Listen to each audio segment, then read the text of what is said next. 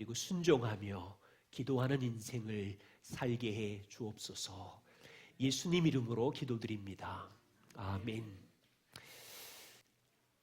하나님께서는 기도하는 백성을 부르셨어요. 그 백성들 안에는 기도하는 본성이 있습니다. 우리가 하나님 자녀라면서요. 그러면 우리는 이 땅에 사는 동안 하늘에 계신 아버지께 기도로 교제하는 본성이 심겨져 있습니다. 그러나 슬프게도 이 시대 그리스도인들은 기도의 은혜의 능력을 잃어버리고 있어요. 올 한 해 우리 교회는 어떻게 하면 기도의 문화가 자랄 수 있을까를 고민하고 있습니다. 방향과 목표는 일상에서 특별히 가정과 직장, 홀로 있는 모든 시간 속에서 우리는 땅에 발을 딛고 있지만 하늘에 연결된 아버지에게 일상에서 어떻게 기도할 수 있을까 고민하려고 해요. 또한 교회에 모일 때마다 여러분 공동체 모임 해보시면 아시지만 인생이 얼마나 고통스럽습니까? 우리 힘으로 할 수 있는 게 별로 없어요. 그러면 그 백성들이 모일 때마다 함께 하늘 아버지께 간구하는 이 기도, 이 일이 우리에게 너무도 필요합니다. 오늘 말씀은 이런데 먼저 두 가지 질문을 해보려고 해요. 왜 우리가 기도의 능력을 잃어버렸을까? 왜? 우리 안에 기도의 본성이 있는 자녀인데 여러 이유가 있겠지만 한 두 가지 정도 확인해 보려고 하고요. 두 번째 질문은 인생의 어떤 상황이든지 왜 우리는 기도할 수 있는가? 기도할 수 있어요. 그 답을 오늘 말씀을 통해서 확인해 보려고 하고 다시 한번 우리가 일상의 삶의 기도의 능력을 다시 소환하고 우리 인생의 습관으로 가지고 오고 싶어요. 첫 번째입니다. 왜 우리는 기도의 능력을 잃어버렸을까요? 하나는 어쩌면 우리는 이 세속주의 사회에 살고 있기 때문에 우리는 기도의 능력을 약화시켜 버렸어요. 세속주의 정신이 무엇인가요? 인간의 이성과 합리성이 제일 중요하지요. 각 개인이 인생의 주인이에요. 다시 말하면 하나님의 존재를 세속주의는 인정하지 않아요. 그래서 하나님이 인생과 역사 가운데 통치하시는 영적인 세계 인정하지 않아요. 예를 들면 제가 암으로 투병하는 친구를 위해서 1년 동안 저의 기도 제목 리스트에 올려놓고 기도했어요. 그 친구는 제가 암의 치료를 위해서 기도하는지 말하지도 않았고 그 친구는 몰라요. 그런데 어느 날 그 친구가 연락이 왔어요. 야, 암이 갑자기 사라졌어. 저는 하나님을 믿고 기도했기에 이 전화를 받고 하나님의 역사야. 하나님이 치료해 주셨어. 그러나 이 소식을 세상에 있는 친구들에게 세속주의 사회에 있는 사람들에게 말하면 뭐라고 말하지요? 하나님 존재를 인정하지 않잖아요. 학교 친구들도. 그냥 우연히 된 일이에요. 그냥 영적 세계의 일이라고 말하면 손가락질해요. 어쩌다 생긴 우연이지. 세속주의는 18세기 계몽주의로부터 시작된 철학적 사고인데요. 특별히 계몽주의를 이끌었던 임마누엘 칸트 아시지요? 아마 철학 수업하면 잠깐 들으셨을 텐데 그는 말하기를 기도는 미신적인 망상이라고 했어요. 세속주의 사람들 입장에서 믿는 그리스도인들이 하나님께 기도하는 것은 그분들은 뭐라고 생각하겠어요? 세상은 물질인데 하나님의 존재는 없는데 저들이 왜 기도할까? 그들이 내린 결론, 인간은 나약하니까, 뭔가 붙잡아야 되니까, 그렇게 붙잡아서 마음이 평안해져야 하니까. 그들이 볼 때 기독교인들이 기도하는 이유는 있지도 않는, 존재하지도 않는 하나님을 미신처럼 믿고 있는 망상일 뿐이에요. 인간의 이성과 합리성이 강한 사람은 존재하지도 않는 하나님을 찾을 이유가 없는 거죠. 20세기 중반 대중매체가 발달했어요. 라디오와 텔레비가 등장하기 전까지는 세속주의의 이 철학적인 사고는 아주 작았어요. 대학교와 지식인들과 철학자들 소수 집단에서만 이 사상이 있었어요. 그런데 라디오와 대중매체가 발전하면서 이 계몽주의와 세속주의 사상은 온 세상에 퍼져버렸어요. 임마누엘 칸트는 세상을 두 가지 영역으로 나눕니다. 영적인 영역과 물질적인 영역으로 나누어요. 영적인 영역은 종교의 영역, 인간의 내적인 느낌과, 그러니까 믿는 사람에게만 종교적인 영역의 느낌이 실제일 뿐이지 인간의 이성으로는 증명할 수 없는 영역이에요. 반대로 땅의 물질적인 부분은 어떻습니까? 이것은 오감, 눈, 코, 입, 듣기 등등으로 이성으로 검증할 수 있는 사실의 영역. 요것만 모든 사람들에게 동일한 명백한 팩트라고 주장하는 거예요. 여러분이 파격적인 인간 이성 중심의 사상은 파격적이에요. 지금은 모든 사람에게 문화가 되었지만 그때는, 왜냐하면 이 사고가 들어오기 전 인류 역사가 존재했던 모든 문화는 영적 세계를 인정했거든요. 17세기 전에는, 계몽주의 전에는 하나님과 악한 영들이 있다는 걸 믿거든요. 계몽주의 전의 문화와 역사의 영적 존재는 공개적인 자리에서 항상 인정했고 알고 있었던 사실이었거든요. 그런데 지금 어떻게 되었습니까?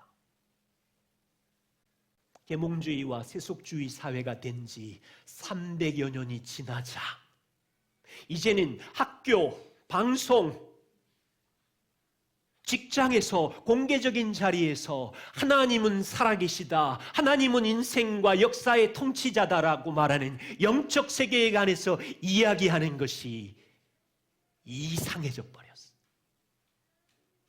조롱거리가 되어버렸어.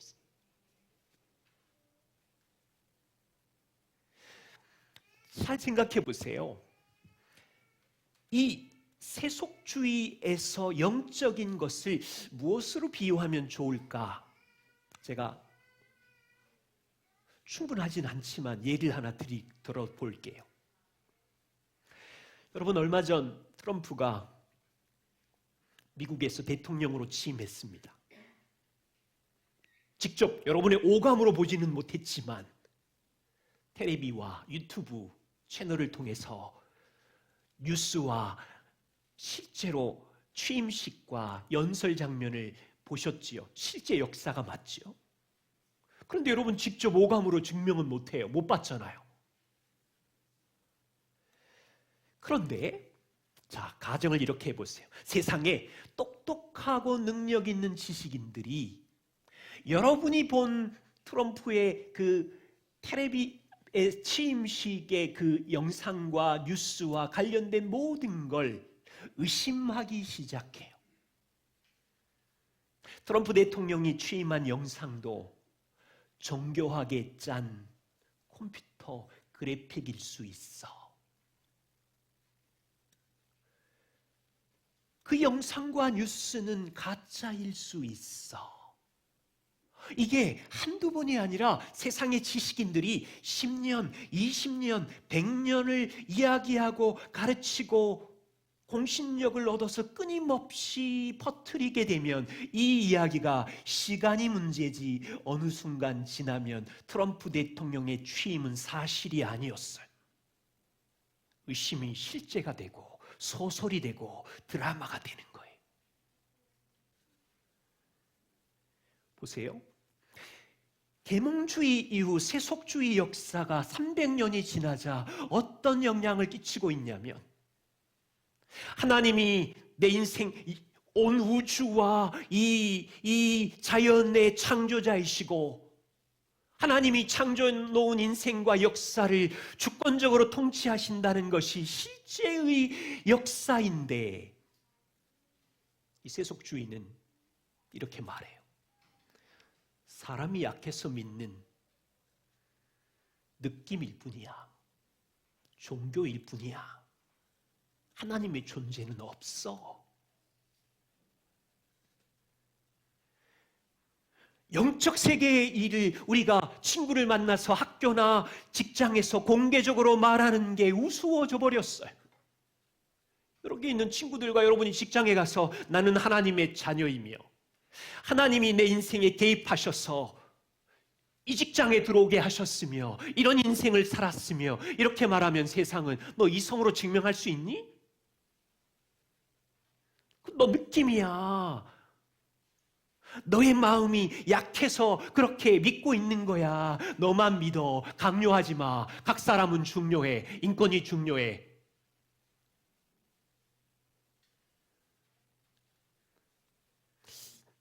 보세요. 세속주의 사회에 사는 이 분위기가 성도인 우리에게까지 영향력을 끼쳐서 온 땅의 통치자, 역사의 통치자이신 하나님께 기도하는 능력을 잃어버리고 있지는 않으세요? 기도해도 소용없구나. 하나님의 일하심 기대감이 없어요.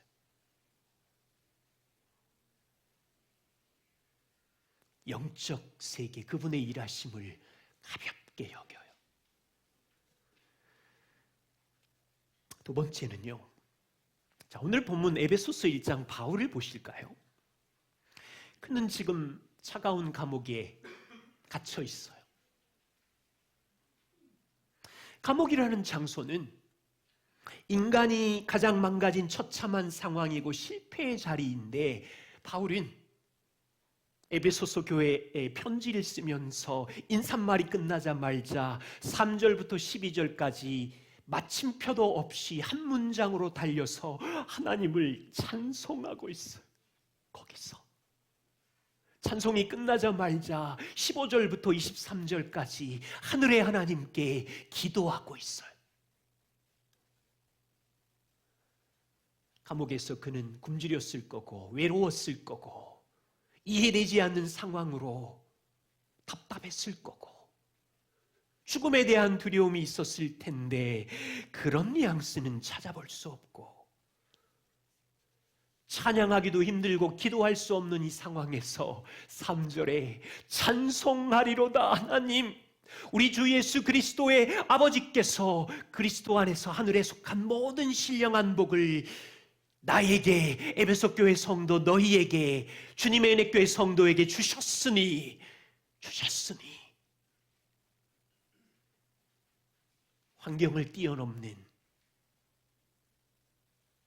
바울 마음 깊은 곳 속에서 샘솟는 찬양과 기도가 이 환경에서 쏟아지고 있어요. 여러분께 질문이에요. 지난주 엄청 추웠는데 영하 10도 아래로 떨어질 때 하나님을 찬양하셨어요. 내 뜻대로 되지 않는 인생 앞에서 상황과 상관없이 샘솟는 기쁨으로 기도하셨어요.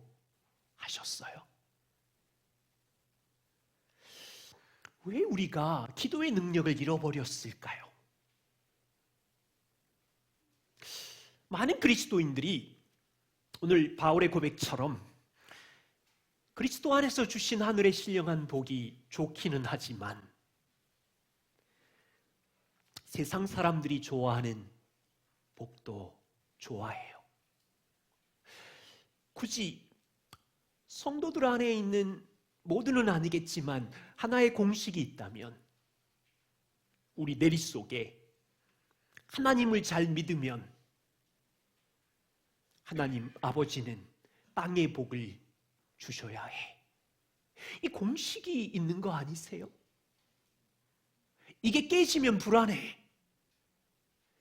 내가 하나님을 위해서 이렇게 헌신하고 이렇게 기도했는데 하나님이 나에게 건강을 빼앗아 간다고? 이해가 안 돼. 자녀 양육과 결혼이 막 이상해진다고, 사업이 망친다고, 이게 인생이 꼬이면, 가난해지고 병들면 하나님께 실망하고 화를 내고, 이 공식이, 그래서 결국은 기도해도 소용없구나, 기도할 힘을 잃어버릴 수 있어요. 이 공식이 항상 맞지 않아요. 여러분, 그 이유를 간단히 설명해 볼게요. 하나님의 은혜는 두 가지 은총이 있어요. 일반 은혜, 일반 은총과 구원, 구속의 은총이 있어요. 이 일반 은총은 어떻습니까? 하나님은 믿는 자도 믿지 않는 모든 자도 사랑하시고 자비하시기에 그에게 햇빛과 공기와 필요한 인생의 모든 것들을 공급하시지요. 하나님은 믿는 자나 믿지 않는 자나 동등하게 언어의 능력을 주시고, 학생들로 말하면 수학과 과학 잘하는 능력을 주시고, 이성을 주셔서 기술과 의학과 예술적인 능력, 이건 일반 은총이에요. 그래서 하나님은 믿는 자와 믿지 않는 모든 자에게 은사와 능력을 나누어 주셔서 과학을 발전시키고 기업이 성공하게 하고 모든 가정이 유지되게 하고 사회가 발전하고 국가가 보존되게 하는 것은 일반 은총의 영역이에요. 그래서 성실히 일하면 심은 대로 거두는 원리대로 물질이 더 많이 등등을 얻을 수 있겠죠. 또한 그리스도인들에게는 이 일반 은총뿐 아니라 구원의 은혜의 은총까지 주시는 거죠. 오늘 3절부터 14절은 바로 그 은혜, 그리스도의 구원의 은총인데, 오직 하나님의 아들인 그리스도를 통해서만 주시는 은혜, 일반 은총처럼 썩거나 새하지 않는 하나님의 은혜. 일반 은총은 사람의 성실과 능력과 노력으로 얻을 수 있지만, 이것은 우리의 힘으로는 아무것도 한 일이 없는데 주신 100% 순전한 하나님이 하신 영원한 신령한 썩지 않는 은혜. 죄와 사망 아래 있는 자들을 선택하시고 자녀 삼으신 은혜. 우리를 용서하시고 의롭게 하셔서 하나님과 화해케 하시고 거룩하게 하시는 은혜. 성경은요, 성도들에게 일반 은총의 복을 항상 약속한다고 말씀하지 않아요. 여러분, 이 공식을 내려놓으셔야 돼요. 왜 그렇습니까? 세상은 불완전하죠. 나도 죄인이고 너도 죄인이고, 믿었던 사람도 죄인이고, 정말 그럴까 하는 그 사람도 나를 배반할 수 있고, 성실하게 정직하게 심은 대로 거두는 논리를 따라 살지만 내가 만나는 그 사람이 사기꾼인 줄 몰랐는데 나를 등쳐먹고 사기칠 수도 있고 속이는 데 명수일 수 있고, 그래서 온 힘을 다해 쌓은 것들이 하루아침에 무너질 수 있고, 나는 건강을 위해서 근력운동과 모든 일에 최선을 다했지만 저 사람의 전염병이 나한테 오기도 하고, 그냥 먹는 음식들마다 각종 화학 조미료가 있으니 암에 걸릴 수도 있고,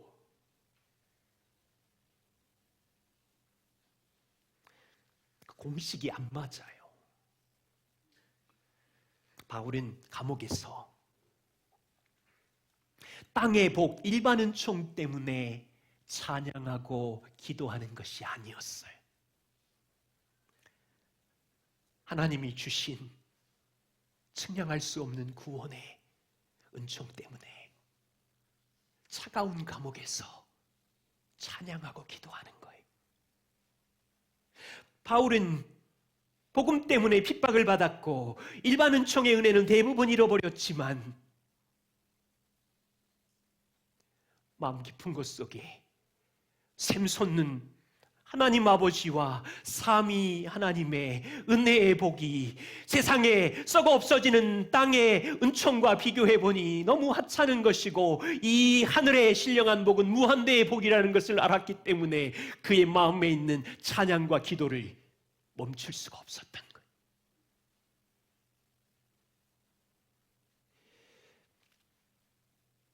여러분에게 적용해 보세요. 인생이 출렁거리고 혼란할 때 바울처럼 하늘의 신령한 복으로 만족하고 찬양하고 기도하셨습니까? 아니면 내가 1도 움직일 수 없는 그 상황의 짐을 어깨에 쥐고 잠도 못 자고 출렁거렸습니까? 만일 여러분이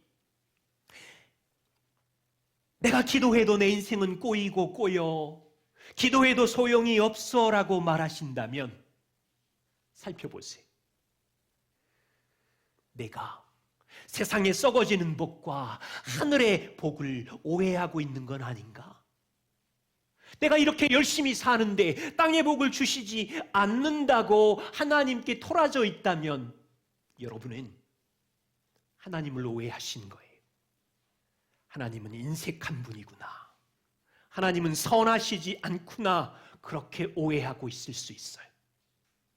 또는 또 다른 가능성은 여러분이 복음을 들었지만 오늘 바울의 고백처럼 그리스도 안에서 우리에게 주신 하늘의 신령한 복이 정확히 무엇인지 모르기 때문에 상황에 출렁거려서 찬양과 기도를 잃어버렸을 수 있어요.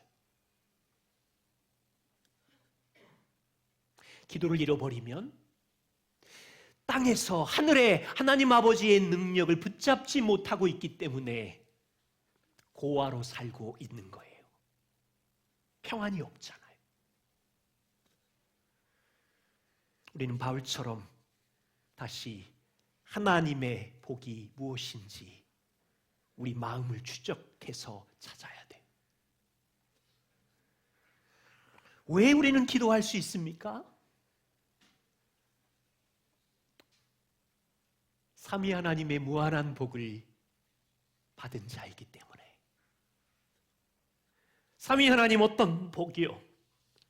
우주에 영원히 계신 삼위 하나님이 아버지가 창세전부터 여러분을 사랑하셔서 선택하신 복, 그래서 아들 삼으신 복, 그래서 영원한 아버지 앞에 서서 영원히 교제하고 싶은 복, 이 복을 이루려고 하나님 아버지는 아들 예수 그리스도를 보내셔서 아기로 태어나게 하시고 십자가에 죽어서 모든 죄의 문제를 해결해서 거기 세우려고 아들이 희생하신 복음의 역사, 그 복, 이 복을 이루려고 여러분 안에 혼자 살게 하는 게 아니라 성령님을 여러분 속에 거하게 하셔서 그분과 교제하면서 걸으라고 동행하시는 복. 바울은 지금 모든 게 끊어졌지만 이 복으로 인하여 찬양하고 기도하고 있는 거예요. 첫 번째 보세요. 하나님 아버지가 어떻게 무슨 복을 우리에게 주셨는지 4절과 5절. 창세전에 그리스도 안에서 우리를 택하사 하나님이 우리를 창세전에 선택하셨어. 나만 아니라 에베소 교회 성도들을, 주님의 은혜교회 성도들을 선택하셨어요. 이해가 안 되죠. 이 선택은 우리 편에서 시작된 게 아니라 영원자 하나님 편에서 먼저 시작하셨어요. 시작하셨을 때는 계획이 있어요. 무슨 계획으로 시작하셨어요? 4절을 보시면 우리를 택하사 사랑 안에서 영원하신 하나님 앞에 거룩하고 흠이 없는 존재로 세워서, 보세요. 하나님이 선택하신 이유가 무엇인가요? 단지 일반 은총, 땅의 복을 잠깐 누리는 정도인가요? 병 없이 무병장수하도록 하는 것이 복인가요? 여러분에게 은사와 능력을 주셔서 100억이 넘는 회사를 만드는 게 복인가요? 사람에게 받는 업적으로 박수를 받고 마음이 평안한 정도인가요? 그 정도는 일반 은총으로도 가능해요. 다 할 수 있어요. 하나님이 선택하신 계획은 그렇게 초라하지 않아요. 거대해요. 거대해요.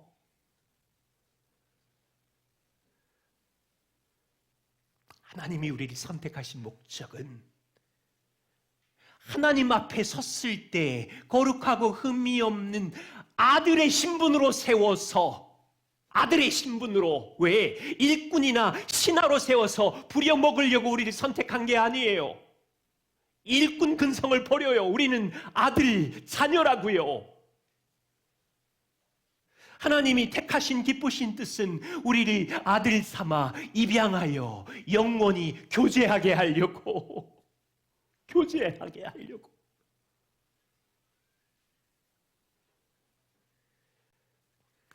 세상 사람들, 일반 은총 아래 사는 사람들은 이 복을 우습게 여기죠.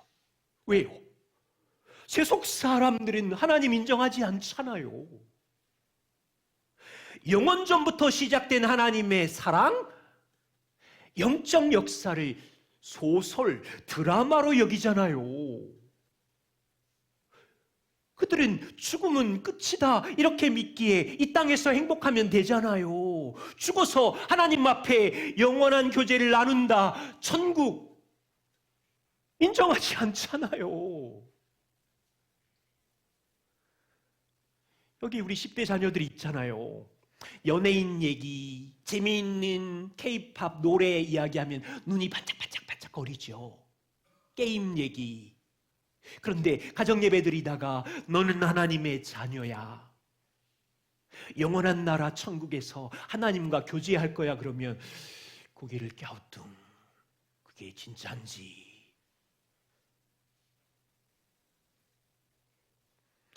세상 사람들은 하나님의 영적인 이 아름다움을 이해 못하니 어디에다가 에너지를 써요? 돈 버는 일, 좀 더 나은 삶에는 눈이 반짝반짝거리고 에너지가 막 발동을 하고, 그런데 그들 앞에 하나님이 당신을 사랑합니다, 하나님이 영원한 계획을 가지고 찾아오셨습니다, 그러면 감동이 있어요?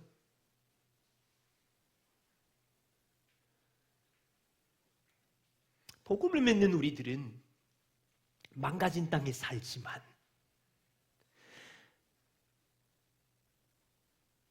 하나님이 나를 사랑하신다, 돌보신다, 영원한 목적을 가지고 선택하셨다는 것에 감격하는 거예요. 감격하는 거예요.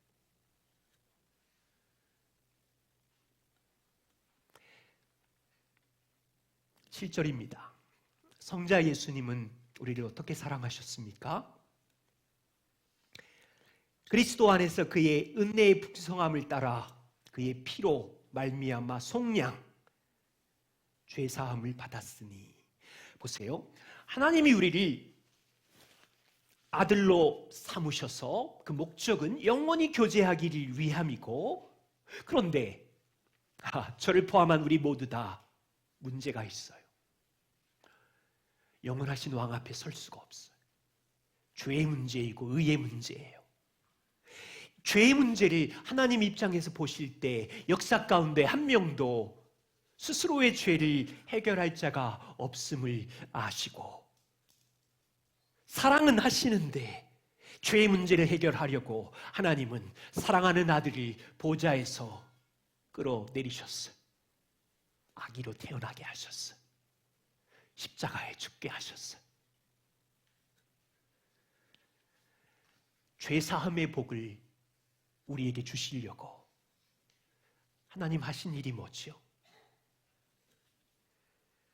절대로 사람이 될 수 없는 영원자 아들을 아기로 사람으로 태어나게 하셨어요. 절대로 죽을 수 없는 창조자. 왜? 죄가 없는데 어떻게 죽어요? 죄의 삭은 사망인데, 주님은 죄 없이 사셨는데 하나님은 룰을 어기셨어요. 우리를 너무 사랑하셔서 자기의 아들을 우리 대신 십자가 위에 피를 흘려 죽게 하셨어요. 아들의 죽으심으로 인간 역사 누구도 자기 힘으로 해결할 수 없는 죄의 문제를 해결해서 우리가 받아야 되는 죄의 심판과 진노를 끝장내버렸어요. 한 방울도 안 남았어요. 그리고 우리를 입양하시고 영원한 교제 안에 불러주셨어요.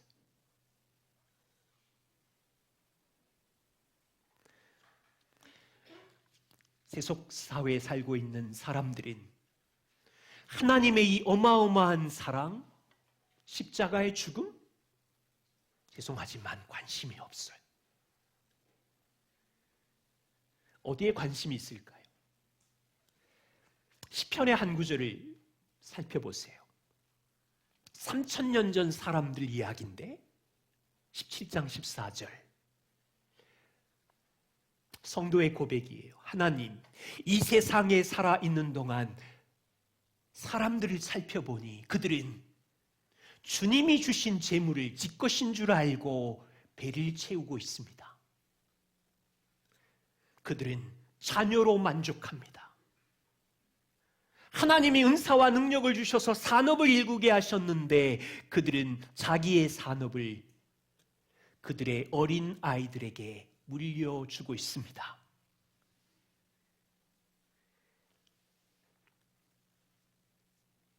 바울의 표현으로 말하면 바울은 감옥 안에 하나님께로 연결된 자녀이지만 감옥 밖에 있는 로마 제국의 사람들은 십자가에 죽으신 청년 예수의 죽음을 헛소문으로 알고 있어요. 예수의 피, 죄 용서, 영적 세계를 비웃고 있어요. 그들은 뭐 하고 있습니까? 로마 제국 안에서 열심히 성실하게 자기가 쌓은 재물로 자랑하고 있고요. 자기가 쌓은 권력으로 힘을 과시하고 있고요. 자기가 쌓은 업적과 산업을 어떻게 하면 자녀들에게 남길까 작전을 짜고 있어요. 3000년 전 사람이나 2000년 전 로마 제국 사람이나 지금 우리 눈으로 세속사회 사람들을 살펴보세요. 여전히 2000년 전 하나님의 아들의 죽으심은 관심이 없어요.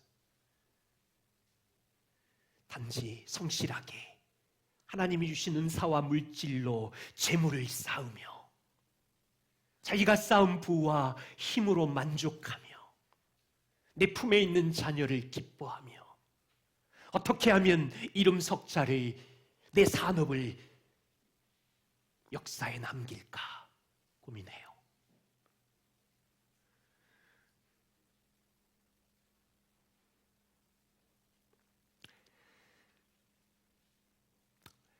우리는 세상 사람들보다 가난하고 약하지만 때로는 인생이 뜻대로 풀리지 않지만 바울처럼 나는 하나님의 아들의 피로 내 모든 죄가 깨끗하게 씻겨졌어.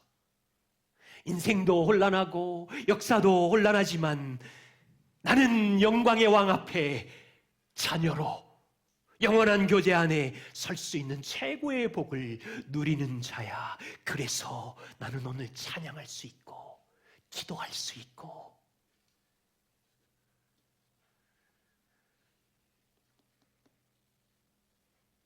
성령 하나님은 우리에게 어떤 복을 주셨어요? 13절.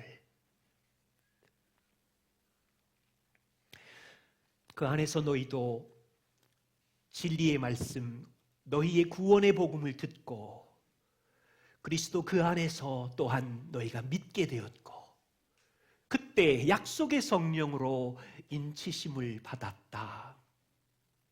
우리가 하나님의 진리의 말씀을 들을 때 매주 복음을 듣잖아요. 그때 성령께서 우리 마음에 역사하여 복음의 사실을 믿게 했다는 거예요.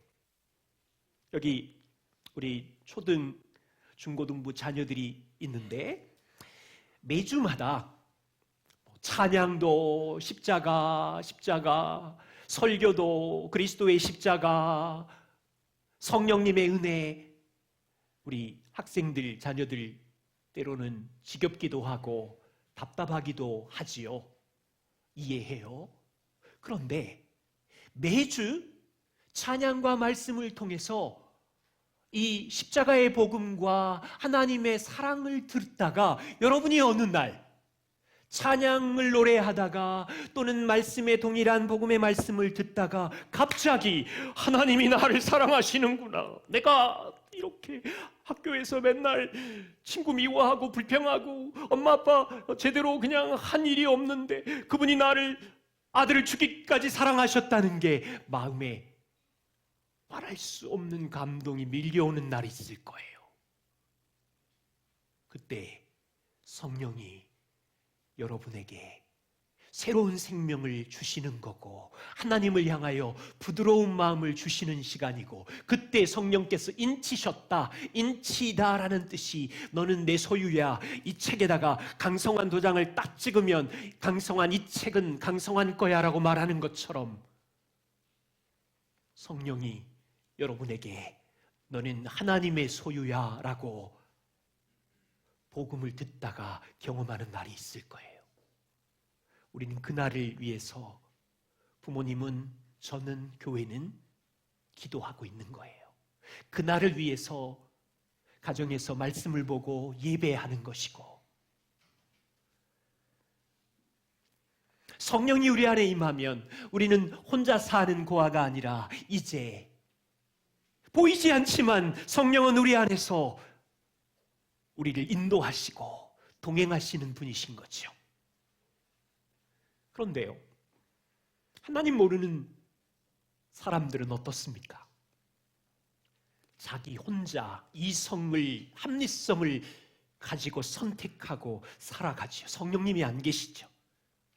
그들은 자기 주먹을 믿고 있고 자기 힘으로 쌓은 물질을 의지하고 있고 내 주변의 노력으로 쌓은 인맥을 신뢰하면서 살아가지요.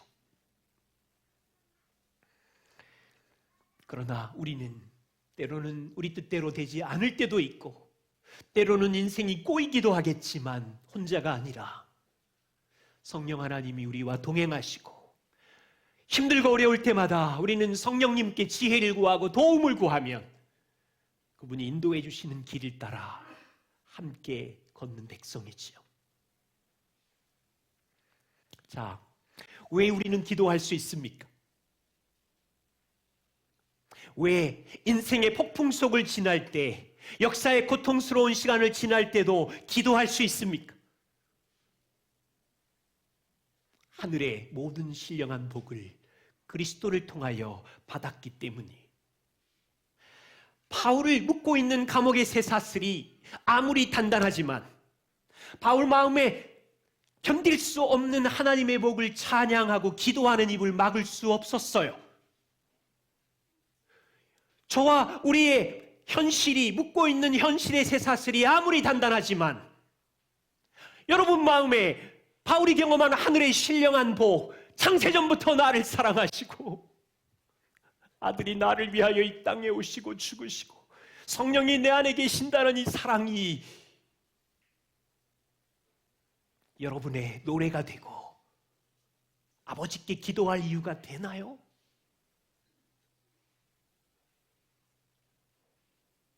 인생의 골짜기가 바울처럼 아무리 깊고 캄캄해도 마음에 비추는 사랑의 빛 하나님의 은혜의 풍성함이 우리 안에 있다면 숨길 수 없잖아요. 찬양하게 되고 기도하게 되고. 혹시 우리 중에 기도를 열심히 하시다가 낙심한 성도님들이 있습니까? 저도 자주 기도를 멈출 때가 있고요.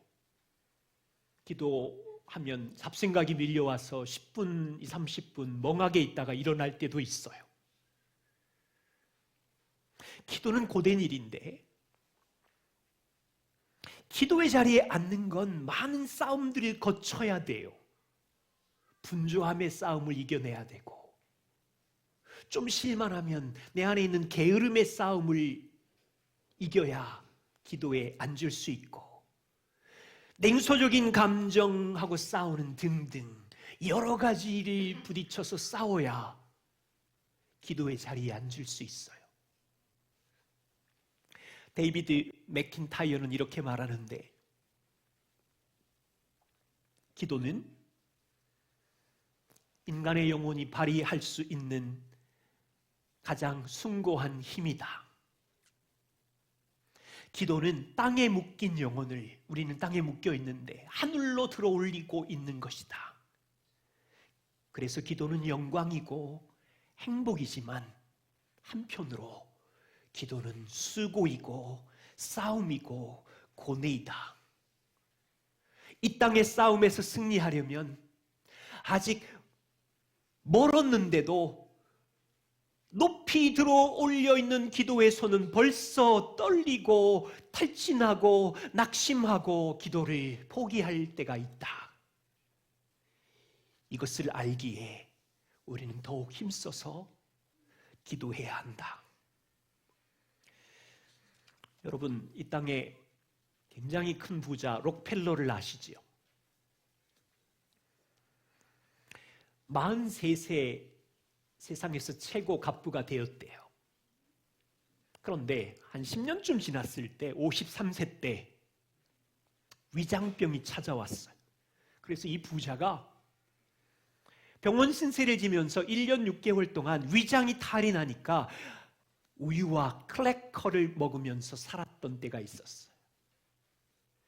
위장병이 난 이유를 여기저기 찾아보십시오. 몇 가지가 있는데, 돈을 더 벌려고 하는 욕심 때문에, 내가 가지고 있는 돈을 지켜내려고 하는 염려 때문에 위장병이 찾아온 거예요. 신경쇠약이 오기 시작했고 55세쯤 되었을 때는 근무력증이 찾아왔고 탈모증에다가 잠을 못 자는 불면증으로 마지막에는 나무 막대기같이 살이 쏙 빠져가지고, 이 부자가, 얼마나 웃기는 이야기예요. 세상 최고 부자가 위장병이라는 작은 질병 때문에 거대한 재산을 가지고도 맛있는 음식을 먹지 못하는 우스운 이야기. 세상 최고의 부자가 돈을 더 벌려는 욕심과 이 돈을 잃을까 봐 염려하는 불쌍한,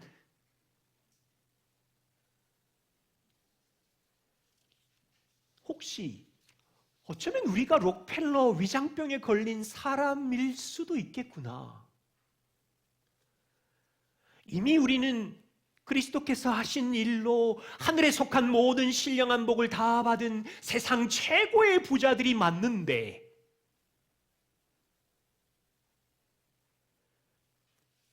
록펠러 같은 이 작은 위장병 같은 죄 때문에 여전히 이 땅에서 더 가지려고 하는 욕심, 사람들과 가족들에게 더 인정을 받으려고 하는 욕심, 이 일을 했다가 비난받으면 어쩌지에 대한 염려, 불평, 분노, 이게 어마어마한 하늘의 복을 찬양하지도 못하고 하늘의 아버지 앞에 기도하는 것도 가로막아버리고, 그 작은 죄가 1년, 2년 기도의 능력을 잃어버릴 수 있구나. 우리 다시 에베소서 1장 바울의 찬양과 기도를 살펴보면서 내가 하늘의 복을 받은 자인 걸 기억하고 힘을 내서 아버지께 기도해야 돼요. 기도의 모델은 예수님이에요. 예수님은 이 땅에 계셨을 때 아주 분주하고 바쁜 시간을 보내었어요. 땅에 있는 동안 주님은 동네를 다니며 하나님의 나라의 복음을 전하셨고, 밀려오는 병자들과 상처 입은 사람들을 치유하느라 분주하고 바쁜 시간을 보내셨어요. 그러나 그는 분주한 중에도 한적한 곳에 가서 하늘의 아버지 앞에 교제하는 시간을 습관으로 갖고 있었어요. 예수님은 하나님의 백성인 우리를 기도의 자리로 초대하셨어요. 마태복음 6장 6절, 너희가 하나님의 자녀라면 아버지를 만나고 싶은 기도의 본성을 심어주신 것인데, 골방에 들어와 문을 닫고 아무도 없지만 은밀한 중에 계신 하늘아버지께 기도해라. 은밀한 중에 계신 하나님 아버지가 너를 보시고 들으시고 가장 좋은 때에 갚아주실 거다.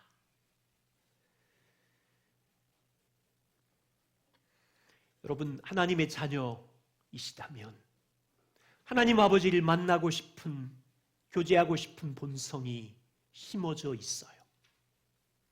잃어버린 골방, 은밀한 곳에 우리의 기도를 들으시는 그 자리, 다시 찾아야 하지 않을까요? 땅에서 내 힘으로 할 수 없는 것, 고통투성인데, 절망, 아픔 투성인데, 혹시 세속주의 영향을 받아가지고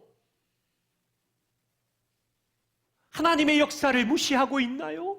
혹시 내가 가지고 있는 하나님 잘 믿으면 복 주셔야 된다는 공식이 깨어져서 실망하고 있나요?